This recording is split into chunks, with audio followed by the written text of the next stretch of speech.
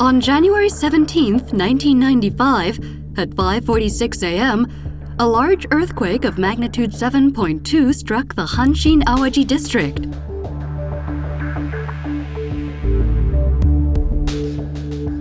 In Kobe City, the quake was very severe. Fatalities totaled more than 6,500, and many buildings were damaged, to an estimated cost of $100 billion.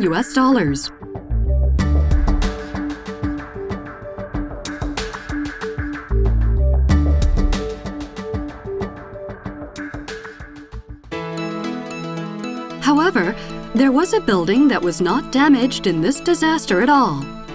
It was the West Building in Kitaku, Kobe City. Household articles, windows, doors, and walls of the building were not damaged, nor were the mainframes.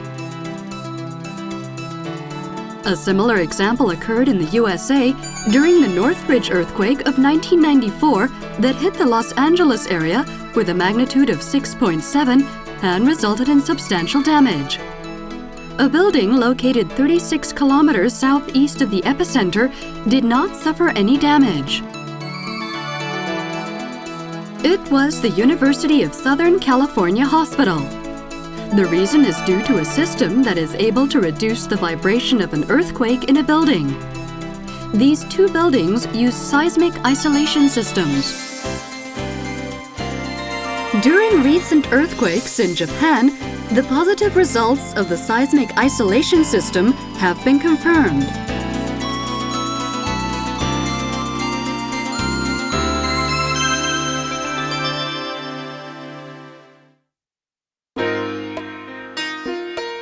Seismic isolation systems compared with conventional systems.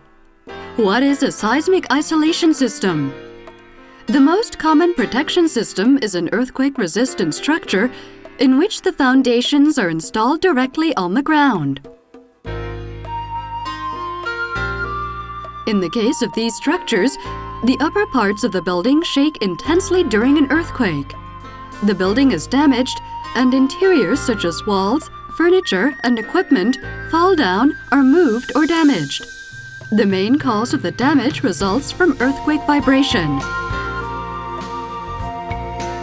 With seismic isolation systems, devices for seismic isolation are installed between the superstructure and the foundation supporting the building.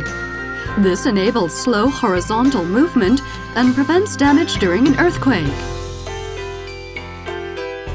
Comparing a seismic isolation system with a conventional structural system, shaking in a seismic isolation system is reduced by 50 to 80%.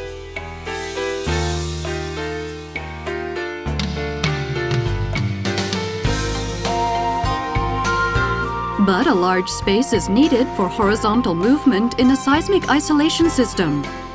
For example, the usual lateral movement during big earthquakes is around 30 centimeters.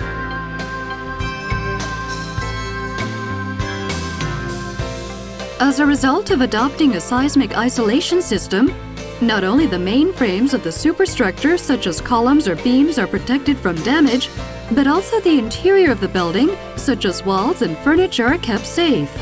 Protection of human life, preservation of property, and the building's functionality are realized. Devices for seismic isolation. Devices for seismic isolation consist of two kinds.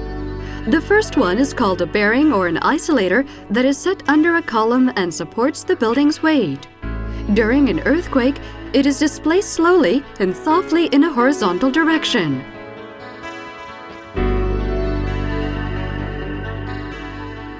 Elastometric isolators that are made of thin laminated rubber sheets with steel plates are popular.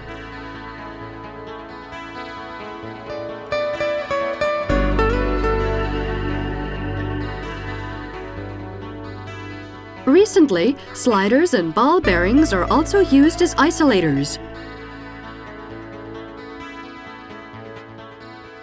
The second type of device is called a damper. This absorbs the energy caused by shaking during an earthquake and reduces the amount of shaking in the structure.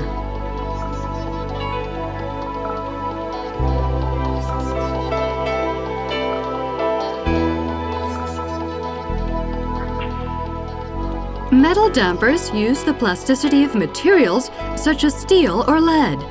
And fluid dampers use the flowing resistance from the viscosity of materials such as oil or silicone.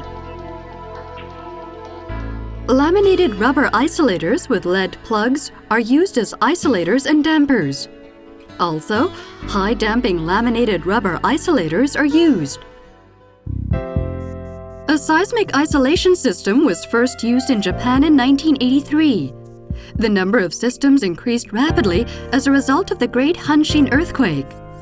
The building standard law was revised in 2000 to increase the use of seismic isolation systems. This chart shows the proportion of seismic isolation systems applied in buildings. Almost half of them are installed in condominiums. From the experience of the Great Hanshin Awaji earthquake, people became aware of the need not only to secure human life, but also to protect property and keep the functionality of a building intact. Installation into detached houses and important government buildings has been increasing. The system can also be applied to existing buildings and will result in reduced shaking during an earthquake. This is called a seismic isolation retrofit.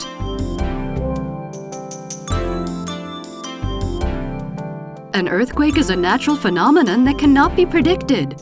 As such, we must work towards limiting its effects.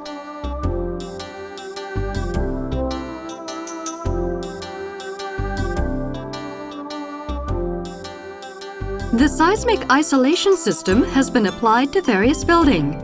For an installation, it is necessary to create a certain amount of space around a building. A seismically isolated building moves a lot during an earthquake, so a clearance of about 50 centimeters is necessary. In the case of seismic isolation at the base, a retaining wall is required to keep space for the movement of the building. The maintenance of devices for seismic isolation is important because the devices must always function perfectly during an earthquake, so regular inspection is necessary.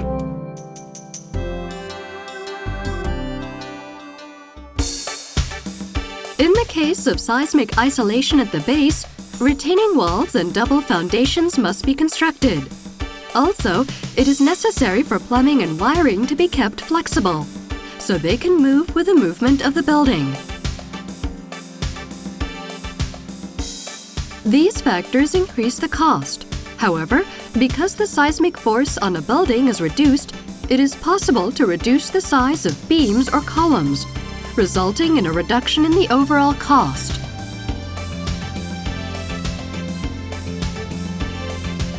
Thus, there is both an increase and decrease in necessary costs when adopting the seismic isolation system.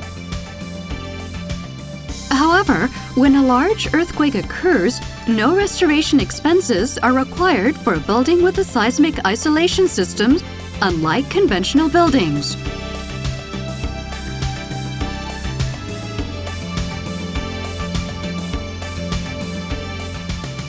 When you consider the lifetime costs, a seismically isolated building is advantageous to a conventional building.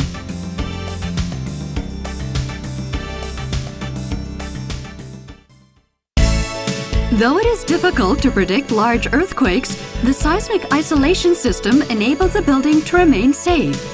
When constructing a new building or renovating one, consider adopting the seismic isolation system.